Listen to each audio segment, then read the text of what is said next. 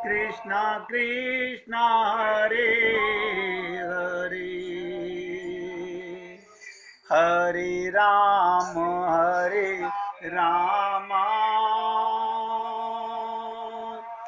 राम राम हरे हरे, हरे कृष्णा कृष्णा कृष्णा हरे हरे, हरे राम राम राम राम हरे हरे, हरे कृष्णा कृष्ण कृष्णा हरे हरे, हरे राम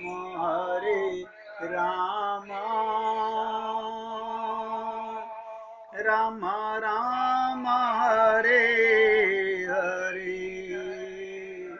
भगवान से क्या बातें करो। हे गोविंद, हे राम, शरीर के सभी इंद्रियों से किसी इंद्रिय की बात ही मत कहो। 8 पहर, 24 घंटे में 8 ही पहर होते हैं, 3 घंटे का एक पहर होता है, कि 8 पहर केवल आपके प्रेम भरी लीला का स्वाद लेता रहूं। बताइए, हे प्रभु, हे प्यारे, प्रतिकूल से प्रतिकूल परिस्थिति में भी आपके मंगल में विधान देख सदैव प्रसन्न रहूं। प्रतिकूल तो समझते हैं, दुनिया कितना भी दुख दे, लेकिन मैं आपका ध्यान, आपके मंगल में विधान का सदैव प्रसन्न रहूं। हे परम पिता परमात्मा, अपने ऊपर महान से महान विपत्ति आने पर भी, शरीर है, शरीर के प्रारब्ध हैं, आएंगे, भगवान भी नहीं टाल सकते। महान से महान विपत्ति आने पर भी दूसरों को सदैव सुख ही दिया करूं। कितना भी कोई लोग मुझे कष्ट दें, लेकिन मैं किसी के विरोध ना करूं। अगर कभी किसी कारणवश मेरे वजह से किसी को दुख पहुंचे, तो उसी समय उनसे हाथ जोड़कर हे गोविंद मैं क्षमा मांग लिया करूं। ये बातें करो मन में भगवान से कि हे गोविंद, 8 पहर रोम रोम से केवल आपके नाम का जप होता रहे, करूं नहीं, होता रहे। आ जपा जाप कहते हैं इसको। मेरे आचरण श्रीमद् भागवत गीता, रामचरितमानस और भागवत के अनुकूल ही हों, जैसा आपने इन तीनों ग्रंथों से हमें समझाया है। हर हाल में मुझे आपके दर्शन 24 घंटे होते रहें। आंख खुले तो आप अंदर, आंख बंद तो आप अंदर। ध्यान दो, बाहर देखूं तो आपको, अंदर देखूं तो आपको, स्पर्श करूं तो आपका प्रसाद पाऊं तो आपका प्रसाद, जल पीऊं तो आपका चरणामृत पीऊं।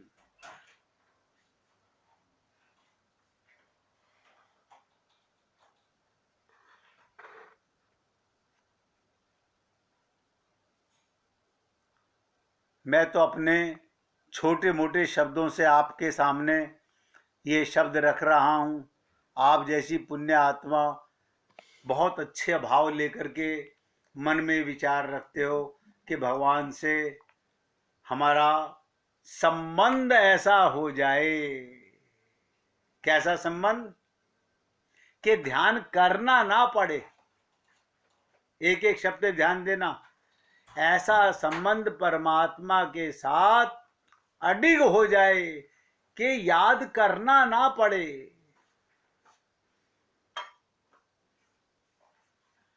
होता रहे। कल मैंने आपसे निवेदन किया था, बहुत विलक्षण बात है कि लोग बड़े दावे से ये कहा करते हैं कि संसार मिथ्या है, इसमें सुख नहीं है, फिर भी संसार को ही तेजी से भागे जा रहे हैं। कई बार आप लोगों से निवेदन किया कि कौन सा संसार मिथ्या है, ये समझ लें,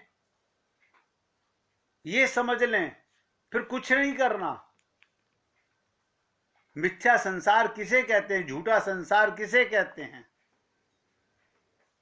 आज फिर निवेदन कर रहा हूं, हम लोग संसार संबंधी, एक एक शब्द पे ध्यान देना, संसार संबंधी, शरीर संबंधी, धन से, पुत्र से, स्त्री से, पति आदि के अभाव में झुंझलाकर संसार मिथ्या है ऐसा कह देते हैं, और जैसे ये मिल जाते हैं फिर इन्हीं में लिप्त हो जाते हैं। संसार को मिथ्या नहीं कहते। क्यों? कौन सा संसार मिथ्या है? पहले भी निवेदन किया, किसी भक्त को याद हो तो बता सकता है, हमें खुशी होगी कि जो ये कहावत है झूठा है संसार, वो कौन सा संसार झूठा है? एक बोलिए बोलिए। जो सपना है वो सपने में है, वो भी झूठा है, जो देख रहे हैं वो भी झूठा है।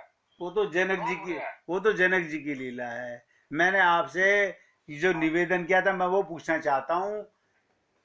भगवान ने कहा वासुदेव सर्वम, सारा संसार मैं बना हूं, पंच महाभूत भगवान बने हैं, संसार प्रत्येक, संसार की प्रत्येक चीज भगवान बने हैं, इसे आप झूठा कैसे कह सकते हो?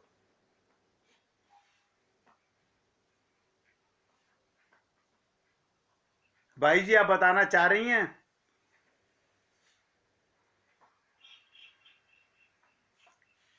कौन सा संसार झूठा है? जो भगवान ने बनाया वो झूठा हो ही नहीं सकता। भगवान रचयिता है, वो झूठा कैसे होगा? जो हमने मन से माना है वो ये अब आए आप सही पॉइंट पर। हमारा मनोमय संसार झूठा है, ये मिथ्या है। देखिएगा, मैं इस शरीर में रहूं या ना रहूं, संसार तो रहेगा, आकाश रहेगा, पृथ्वी रहेगी, जल रहेगा, ये पंचमहाभूत का संसार तो रहेगा, मैं रहूं या ना रहूं। तो जो मेरे मन ने अपना अलग संसार बनाया है वो मिथ्या है, वो मरेगा। मैंने शरीर छोड़ा, इनसे संबंध खत्म हो गया। भगवान का बनाया हुआ संसार मिथ्या नहीं है, इसे कहते हैं मनोमयी संसार। अब याद रखिएगा, आपने अपने मन से अलग संसार बना रखा है, वो झूठा है, वो मिथ्या है, वही दुख दे रहा है। आप बताइए, आकाश हमें क्या दुख दे रहा है? धरती हमें क्या दुख दे रही है? पवन हमें क्या दुख दे रही है? अग्नि हमें क्या दुख दे रही है? सोचिए। ये दुख सुख का बोध तो आपके मनोमय संसार से हो रहा है।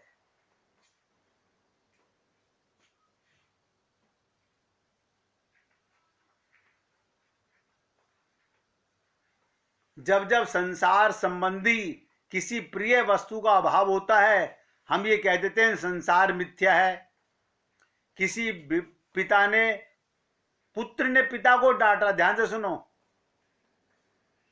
पिता पुत्र को डांट रहा, वो तो कॉमन बात है।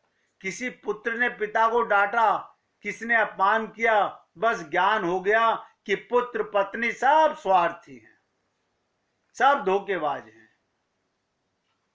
फिर मन में व्यक्ति कह रहा है मैं किसी से प्यार ना करूं, मैंने जान लिया समझ लिया, किंतु 2 मिनट बाद ही जैसे ही बेटे ने या स्त्री ने कहा क्षमा कीजिए,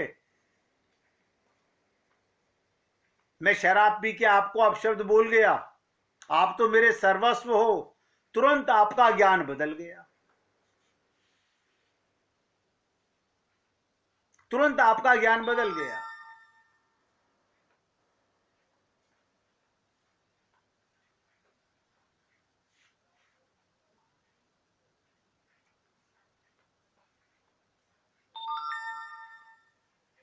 देखो, आप लोग जो ईश्वर को मानते हैं उन्हें ईश्वर का वचन भी तो मानना चाहिए। हमारी बहुत बड़ी कमजोरी है, हम सबकी है। क्या हम गुरु को मानते हैं, गुरु की नहीं मानते। हम प्रभु को मानते हैं, प्रभु की नहीं मानते। देखो कितनी विचित्र चीजें। हम अपने मन की मानते हैं, मेरा मन ये कह रहा है, मेरा मन ये कह रहा है।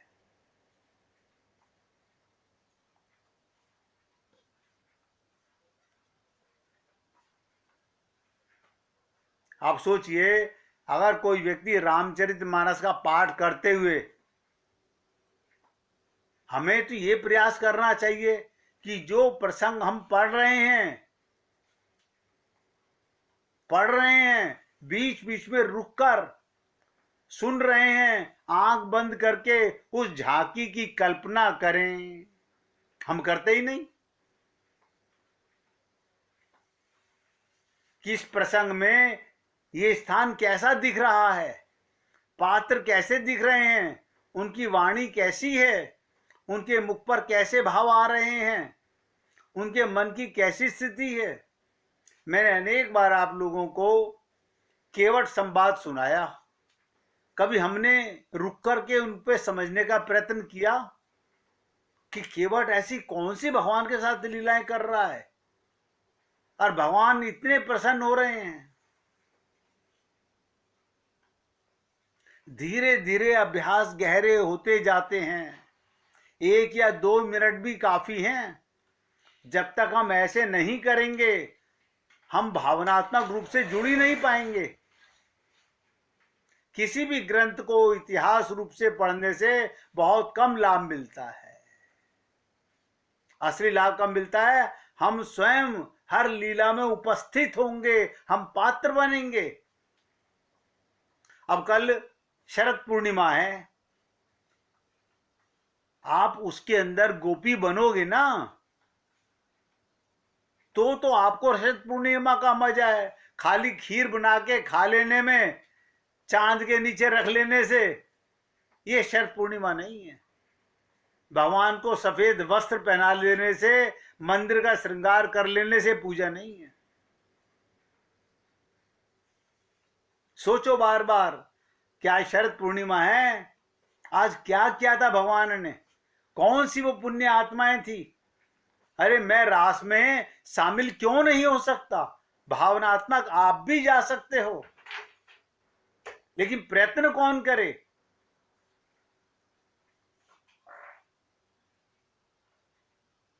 मैं तो आपसे निवेदन कर रहा हूं, कोशिश कीजिए। अभी कुछ नहीं बिगड़ा है। आप सोचिए, जितने भी जानवर हैं, पशु पक्षी हैं, वो प्रारब्ध भोग कर, बताइए, प्रारब्ध भोग कर मनुष्य जन्म पाते हैं। यदि मनुष्य जन्म पाकर भी मानवता नहीं आती, मानवता उत्तमता नहीं आती, प्रभु प्रेम नहीं जागता, फिर तो ये वापस पशु ही बनने की तैयारी कर रहे हैं हम लोग।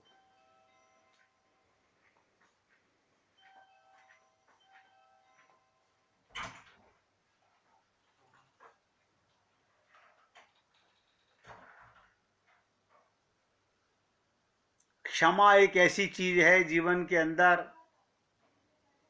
जो व्यक्ति क्षमा कर देता है, क्षमा का मतलब होता है फिर चित्त में उन शब्दों को नहीं लाना। ये नहीं हमने तुमको कह तो दिया, चलो ठीक है माफ कर दिया, लेकिन मन में उसकी बात को याद रखा, वो क्षमा नहीं है।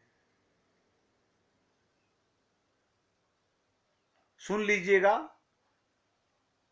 दक्षिण के पैठन नगर में गोदावरी स्नान के मार्ग में एक सराय पड़ती थी। उस सराय में एक पठान रहता था। मार्ग में स्नान करते हुए लौटते हुए हिंदुओं को बहुत तंग किया करता था। दूसरों को छेड़ने और सताने में उसे बड़ा आनंद आता था। ये कथा मैंने कई बार कबीर जी के लिए भी सुनाई है। आज जो सुना रहा हूं वो दक्षिण में एकनाथ जी की सुना रहा हूं। एकनाथ जी महाराज भी उसी मार्ग से गोदावरी स्नान करने जाते जब वो पठान उन्हें भी तंग करता था। दूसरे लोग तो बुरा भला मानते, किंतु एकनाथ महाराज कभी कुछ बोलते ही नहीं।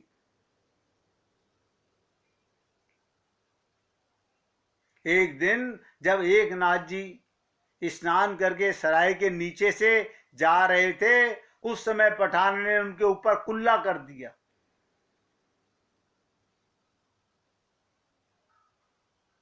एकनाथ जी ने ऊपर देखा, हाथ जोड़ के धन्यवाद किया।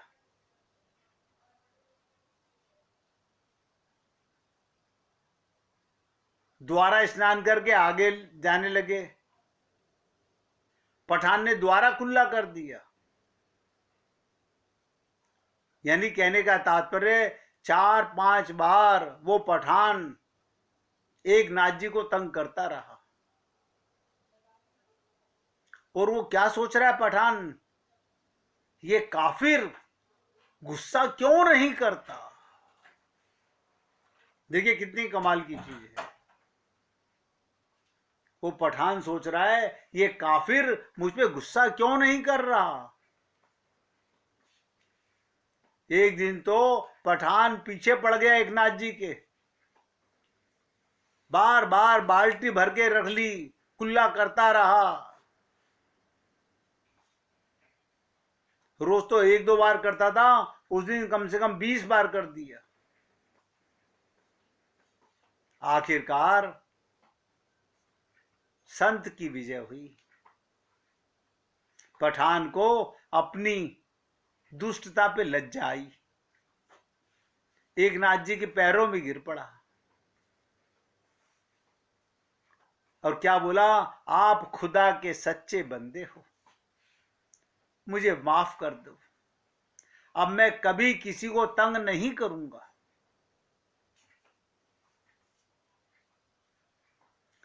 एकनाथ जी भी रोने लगे, पठान को गले लगाकर बोले, इसमें क्षमा करने की क्या बात है। आपके माध्यम से भगवान मेरी परीक्षा ले रहे होंगे। अगर मैंने सब में भगवान को देखना है, इसमें क्षमा की क्या बात है।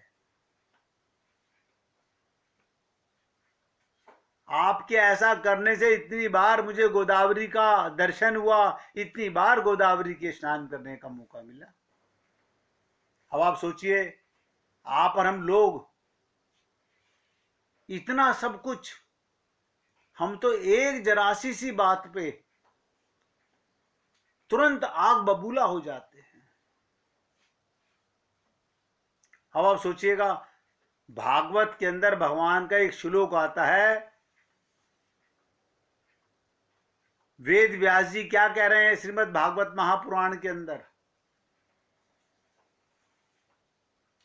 सोचिएगा। भगवान कहते हैं, मैं जिस पर कृपा करता हूं उसके सांसारिक सुख छीन लेता हूं। कहने का तात्पर्य, संसार का अभाव ईश्वर की कृपा है। और आप और हम लोग पता नहीं हमने कौन से पाप किए थे, पता नहीं हमने कौन से पाप किए थे। भगवान की कृपा। आप मुझे बताइए, आपको संसार से दूर करके अपने प्रेम में ले जा रहे हैं, ये भगवान अच्छा कर रहे हैं कि बुरा कर रहे हैं? बहुत से लोग कहते हैं हमारे रिश्तेदारों ने हमें दूर कर दिया। अरे जितना दूर कर दिया उतना तुम भगवान के करीब हो रहे हो। इसका मलाल मत करो, धन्यवाद दो अपने प्रभु को। संसार का अभाव ईश्वर की कृपा है। आप सोचिएगा, संसार में कितने व्यक्ति ऐसे हैं जो इस सिद्धांत को हृदय से स्वीकार करते हैं। हमने कभी भगवान को इसका धन्यवाद दिया? गिने मिने लोग ही ऐसे होंगे।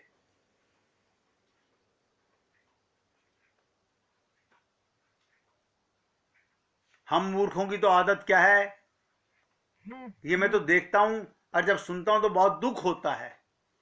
किसी का रामनवमी वाले दिन बेटा मर जाए, अब हमारे घर में रामनवमी नहीं मनाई जाएगी।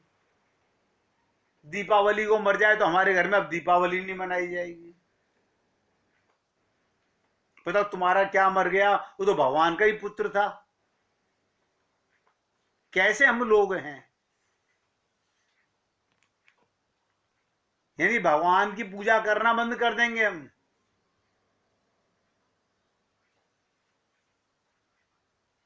और कहते क्या है, अब हमको रामनवमी नहीं सहती। पता ये रामनवमी में क्या दोष है जो उनके घर में अब रामनवमी नहीं मनाई जाती? ये कुप्रथाएं हैं जो आप और हम लोगों के घरों में खूब चलती हैं, और आप और हम लोग इसके पीछे पागलों की तरह लगे रहते हैं। इन्हीं बातों को मानते हैं, ना किसी गुरु की मानते, ना परमात्मा की मानते।